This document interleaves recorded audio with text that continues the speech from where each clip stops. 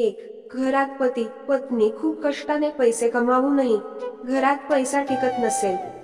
2. श्रावण महिन्यातील शुक्रवारी तुम्ही शिवमंदिरात जाऊन नंदीच्या कानात 3. शुक्रवारी दूध, तांदूळ आणि लोणी यांची खीर बनवून. 4. श्रावणातील शुक्रवारी पाण्याने शंख भरून विष्णुदेवावर. जर तुमच्या घरात पती पत्नी एकत्र खूप पैसे कमावत असतील आणि त्यानंतरही घरात पैसा टिकत नसेल, तर श्रावणामध्ये वेलचीचा उपाय करणे तुमच्यासाठी शुभ राहील. श्रावण शुक्रवारी संध्याकाळी पूजेच्या वेळी 5 छोटी वेलची तुमच्या पर्समध्ये किंवा पैशाच्या ठिकाणी ठेवा. असे केल्याने तुमची संपत्ती वाढते. महादेवाच्या मंदिरात जाऊन हा उपाय करा.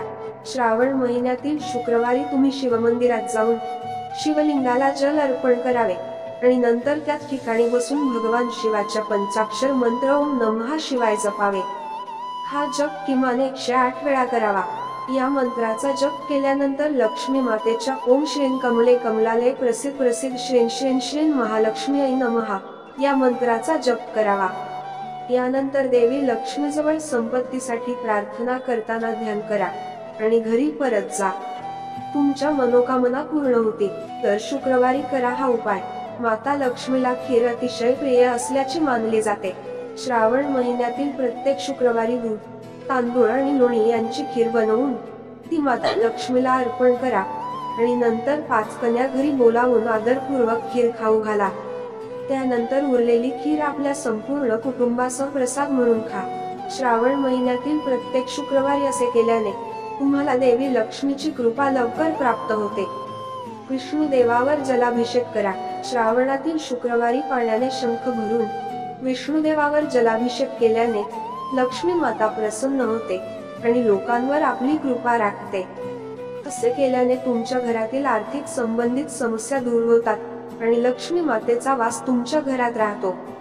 ही सर्व माहिती भाविकांची श्रद्धा लक्षात घेऊन दिली जात आहे. तुमच्या श्रद्धा आणि विश्वासावर ज्योतिष उपाय आणि सल्ला वापरून पहा. याचा उद्देश फक्त तुम्हाला चांगला सल्ला देणे आहे.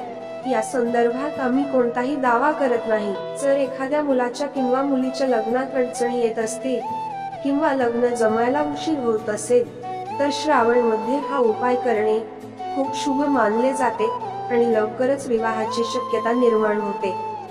शुक्रवारी सकाळी स्नानानंतर शिवलिंगावर जल अर्पण करून 5 प्रकारच्या मिठाईसह वेलची अर्पण करावी. त्यानंतर गाईच्या तुपाचा दिवा लावून भगवान शिव आणि माता पार्वतीची आरती करावी.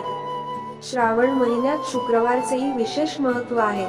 श्रावण महिन्यात देवी लक्ष्मीला प्रसन्न करण्यासाठी शुक्रवारी काही खास उपाय करणे खूप प्रभावी मानले जाते. यावेळी श्रावण महिन्यात अधिक महिना असल्याने भगवान विष्णू आणि माता लक्ष्मीची पूजा करणे शुभ मानले जाते. जाणून घेऊया शुक्रवारी देवी लक्ष्मीला प्रसन्न करण्याचे उपाय. शुक्रवारी अवश्य करा हे प्रभावी उपाय. तुमचे वैवाहिक जीवन सुखी होण्यासाठी आर्द्रा नक्षत्रात रात्री उशीवर 2 मुळा ठेवा आणि सकाळी उठल्यावर मंदिरात दान करा. ही प्रक्रिया आर्द्रा नक्षत्रापासून सलग 7 दिवस करा. असे केल्याने तुमच्या वैवाहिक जीवनात आनंदाचा वर्षाव होईल. जर तुमच्या प्रिय व्यक्तीने तुम्हाला काही महत्त्वाचे काम दिले असेल आणि तुम्ही ते पूर्ण करण्याचा प्रयत्न करत असाल, परंतु त्यात तुम्हाला यश मिळत नसेल, तर आर्द्रा नक्षत्रातील देवी सरस्वतीच्या मंदिरात जाऊन आसनावर बसा आणि मातेची प्रार्थना करा. त्यांची विधिवत पूजा करा आणि मोहरीच्या तेलाचा दिवा लावा. असे केल्याने तुमचे काम वेळेवर पूर्ण होईल.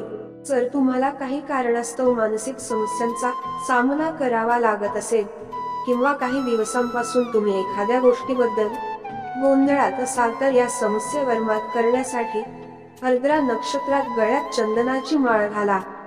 तसेच आर्द्रा नक्षत्राच्या वेळी चंदन उगाळून कपाळावर तिलक लावावा. असे केल्याने तुमच्या मानसिक समस्या लवकर दूर होतील.